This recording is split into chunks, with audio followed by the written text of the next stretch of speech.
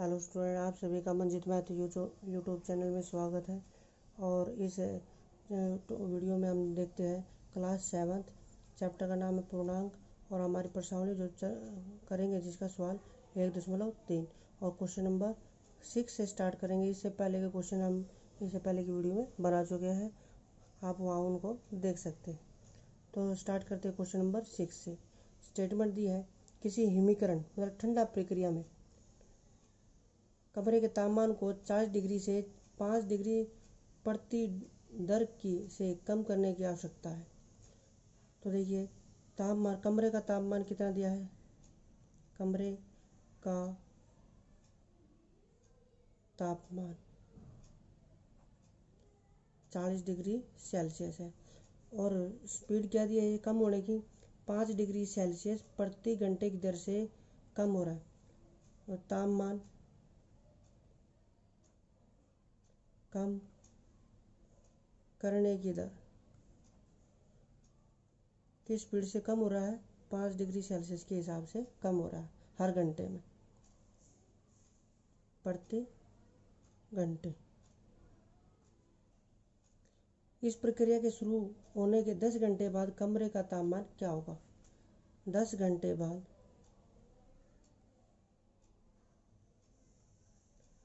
कमरे का तापमान, तो देखिए बहुत ही आसान है, यहाँ कर देते हैं इसको। स्टार्टिंग में कमरे का तापमान है 40 डिग्री सेल्सियस। अब उसमें जोड़ेंगे, क्या जोड़ेंगे, 10 घंटे बाद, 1 घंटे में 5 डिग्री सेल्सियस कम होता है, तो 10 घंटे में कम होने का मतलब माइनस में -5। इस तरह बड़ी ब्रैकेट ले लीजिए और ये ब्रैकेट में, सॉरी यानी एक बार इसको दोबारा लिखते हैं, 10 गुणा -5, इसको ले लेते हैं बड़ी ब्रैकेट इस तरह से, और ये प्लस इसके आगे। देखिए 1 घंटे में 5 डिग्री सेल्सियस कम होता है, तो 10 घंटे में कितना कम हो जाएगा, 10 की और 5 की को जब हम गुणा करेंगे तो 40 डिग्री सेल्सियस प्लस 10 और -5 की गुणा करेंगे तो -50 डिग्री सेल्सियस। तो देखिए 40 डिग्री सेल्सियस प्लस माइनस हो जाता है गुणा करके 50 डिग्री सेल्सियस। 40 में से 50 माइनस करेंगे तो हमारे पास कितना आएगा, -10 डिग्री सेल्सियस। ये हमारा आंसर है। 10 घंटे बाद कमरे का तापमान 10 डिग्री सेल्सियस रह जाएगा, -10। ठीक है, आप देखते हैं इसका 7वां क्वेश्चन। और 7वां क्वेश्चन की स्टेटमेंट दी हुई है, 10 सवालों, देखिए 10 प्रश्नों वाले एक कक्षा टेस्ट में प्रत्येक सही उत्तर के लिए 5 अंक दिए जाते हैं, अगलत उत्तर के लिए 2 अंक -2 अंक दिए जाते हैं। देखिए सही के लिए सही अंक कितने हैं, +5, और गलत उत्तर के लिए -2 अंक काट लिए जाते हैं। तो फर्स्ट पार्ट है, मोहन 4 प्रश्नों का सही और 6 प्रश्नों का गलत उत्तर देता है, तो उसके द्वारा प्राप्त अंक। मोहन के अंक 4 प्रश्नों के अंक, देखिए एक प्रश्न ठीक है उसका, 4 सही प्रश्नों के 4 सही प्रश्नों के अंक, एक प्रश्न है 5 नंबर का, तो 4 कितने के हो जाएंगे, 20 नंबर उसे मिल जाएंगे, 20 अंक।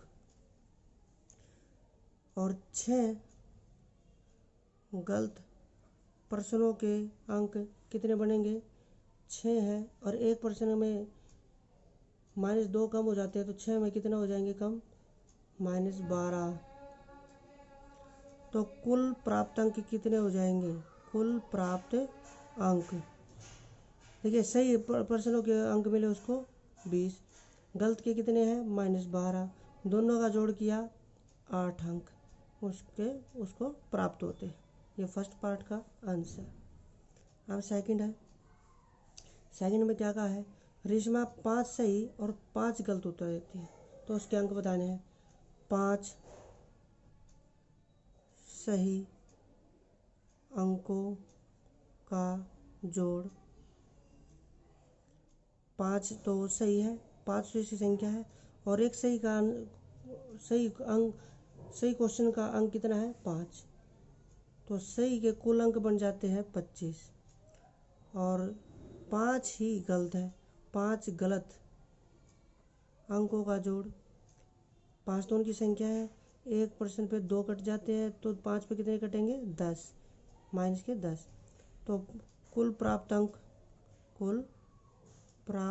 अंक कितने अंक उनको मिलेंगे? ये 25 सही और गलत वाले प्रश्नों का जोड़ कर देते हैं, 15 अंक प्राप्त होते हैं। थर्ड पार्ट है इसका। थर्ड पार्ट में क्या पूछा है? हीना ने कुल 7 प्रश्न किए हैं, उनमें 2 सही प्रश्नों के कुल अंक। सही प्रश्नों के अंक कितने बनेंगे? 2 का 5 से गुणा कर देंगे, 10 अंक उसके आते हैं।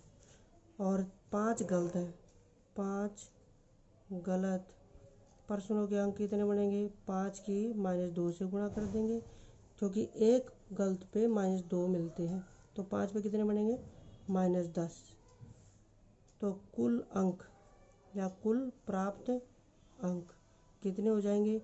सही के टोटल 10 है, और गलत के भी -10 मिले उसको, तो 10 में से 10 जब करते हैं तो कितना? 0 अंक मिलते हैं।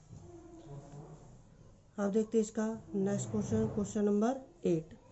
8वां क्वेश्चन है, एक यहाँ सफ़ेद आएगा। एक सीमेंट कंपनी को सफ़ेद सीमेंट बेचने पर 8 रुपये प्रति बोरी की दर से लाभ होता है। लाभ कितना है? 8 रुपये के हिसाब से। और हानि स्लेटी रंग की बोरी पर आ रही है 5 रुपये प्रति दर। ये सफ़ेद है और ये स्लेटी पे हानि होती है 5 रुपये की।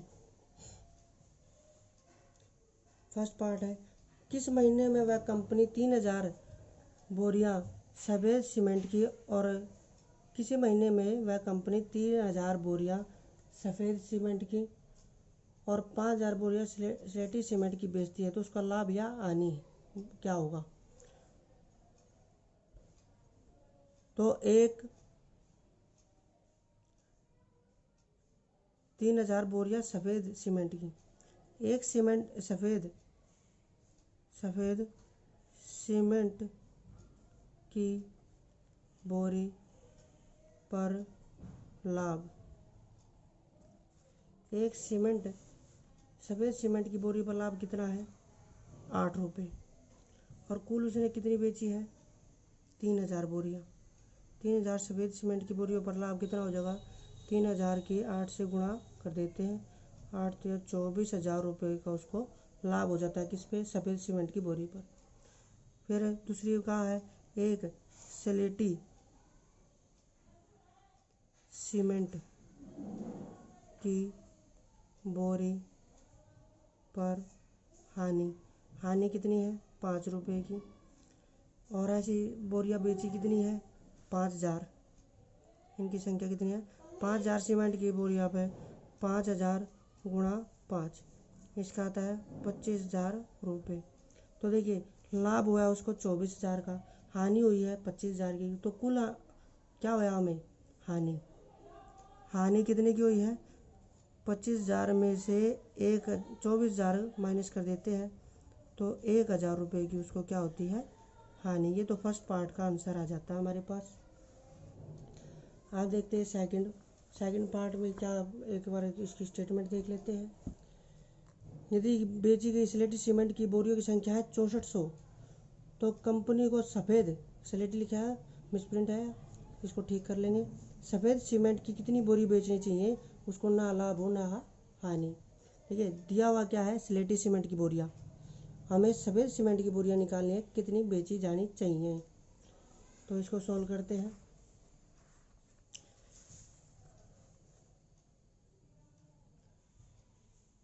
एक स्लेटी सीमेंट की बोरी, एक स्लेटी सीमेंट की बोरी पर हानि 5 रुपये की है और कुल कितनी है वो 6400। 6400 स्लेटी सीमेंट की बोरी पर हानि कितनी हो जाएगी, 6400 की 5 से गुणा कर देंगे। देखिए एक सीमेंट की बोरी पर हानि है 5 रुपये, तो 6400 पे कितनी हानि हो जाएगी, 20 और 2 32,000 रुपये की उसको कुल हानि हो जाएगी। फिर हमें क्या निकालना है, स्लेटी सफ़ेद सीमेंट की बोरी की संख्या। तो मान लेते हैं, माना सफ़ेद सीमेंट की बोरी की संख्या मान लेते हैं x। इनकी संख्या कितनी मान लेते हैं x, क्योंकि इनकी संख्या हमें नहीं पता है। तो हम क्या करेंगे, एक सफ़ेद सीमेंट की बोरी पर लाभ कितने रुपए का है, सफ़ेद सीमेंट की बोरी पर 8 रुपये का। और हमारे पास फिलहाल कितनी है x, तो x सफ़ेद सीमेंट की बोरी पर लाभ कितना होगा, 8 गुणा x, जितनी संख्या और उसका रेट, तो 8x उसका लाभ हो जाता है, इतने रुपए। अब वो क्या कह रहा है स्टेटमेंट में, अगर हमारे जो लाभ है और हानि दोनों बराबर रहने चाहिए, तो क्या करेंगे हम, जो हमारा हानि है और जो लाभ है दोनों को रख देंगे बराबर। तो 8x बराबर 32,000 और x बराबर 32,000 को 8 से भाग कर देंगे, तो 8 चौके 32, तो 4,000 बोरियाँ। ये कौन सी बोरियाँ है, जो x है, और x हमने कौन सी मानी है, सफ़ेद रंग की सीमेंट की। तो ये इसका आंसर। अब क्वेश्चन नंबर 9 है, इसमें फिलिंग द ब्लैंक्स है, खाली स्थान। -3 को किस संख्या से गुणा करें कि 27 आ जाए। देखिए माइनस को अगर प्लस वाली संख्या से गुणा करते हैं तो माइनस में आंसर आएगा।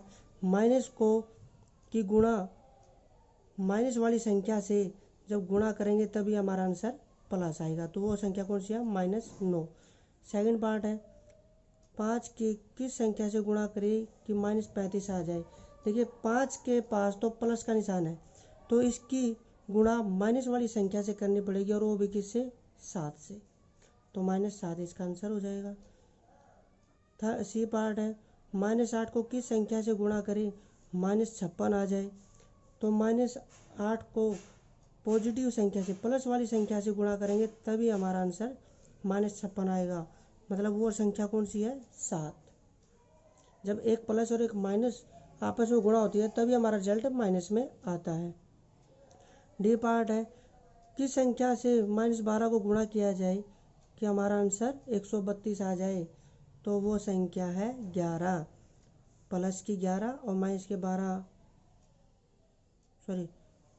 है, तो माइनस के 11 और माइनस के 12, जब दो माइनस आपस में गुणा होते हैं तभी हमारा आंसर प्लस में आता है।